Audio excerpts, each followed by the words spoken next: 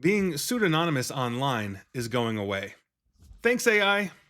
I'm Nick Espinoza, your chief security fanatic, and let's dive in. Now, Dan Gooden of Ars Technica had a really good write up on this, and let's just dive right in because burner accounts on social media sites can increasingly be analyzed to identify the users who post to them simply using artificial intelligence.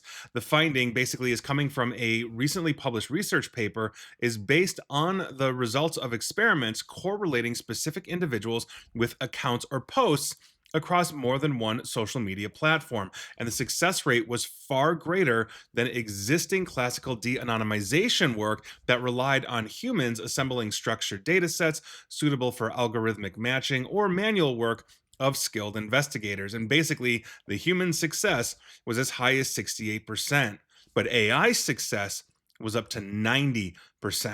So, by virtue of that, these results have the potential to upend pseudonymity. It's an imperfect but often sufficient privacy measure used by many people to post queries or participate in sometimes sensitive public discussions while making it hard for others to positively identify the speakers. In other words, maybe you're living in a dissident country and you want to pop off, but you don't want to pop off as yourself. Maybe you're a journalist.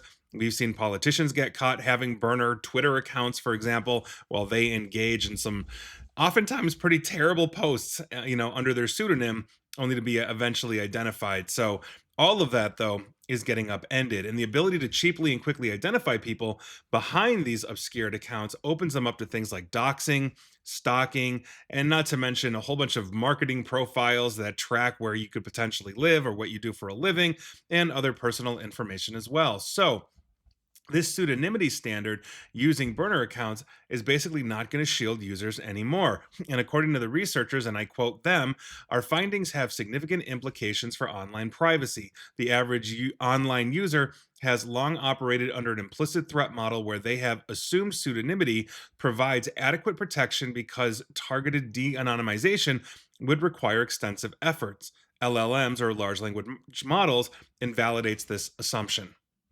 So that's basically what that is. And so here's how this team of researchers exposed pretty much anybody with a burner account.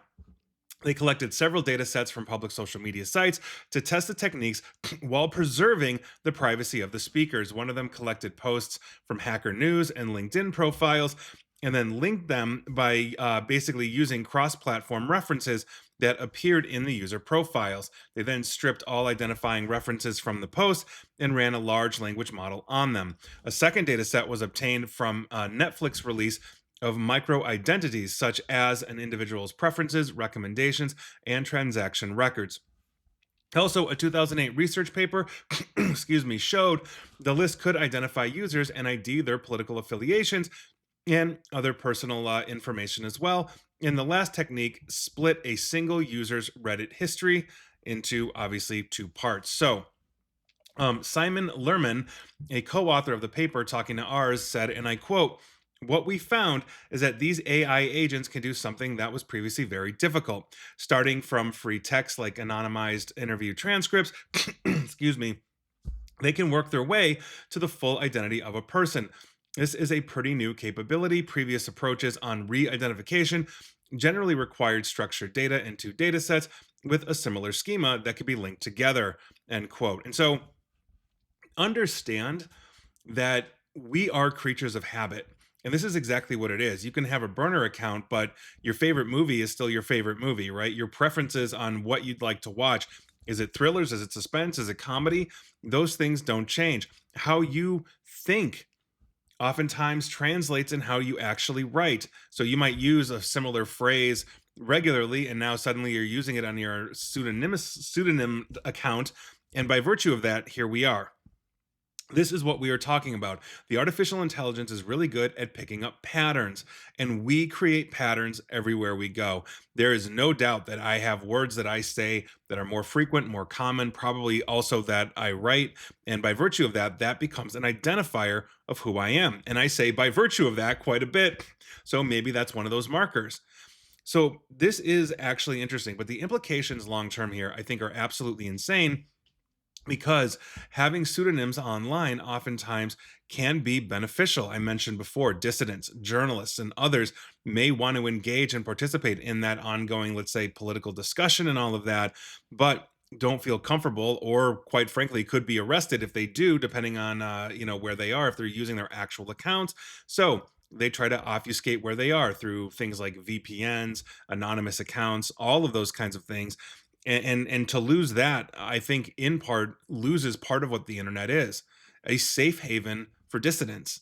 So not a fan of this, but quite frankly, where we have basically now large platforms looking at ID checks due to government laws, and the artificial intelligence basically being able to de-anonymize information, privacy on the internet is slowly coming to an end. And unless you are a complete expert at hiding all of this, changing your mannerisms, your profiles, everything, including how you write and type, for your burner account, odds are you're going to get found at some point. So we're going to see what happens here, but I suspect that as this becomes widely used, we're going to see a lot of people revealed that, quite frankly, didn't want to be revealed, and maybe they shouldn't have, or maybe they should. I don't know, but I think we're going to find out and we're going to judge. And please like, share, follow me here on Facebook and Twitter at NickAESP. And please feel free to subscribe to me at YouTube as well. And as always, stay safe, stay online, and please, please, please attempt to stay private, informed, and secure. Take care.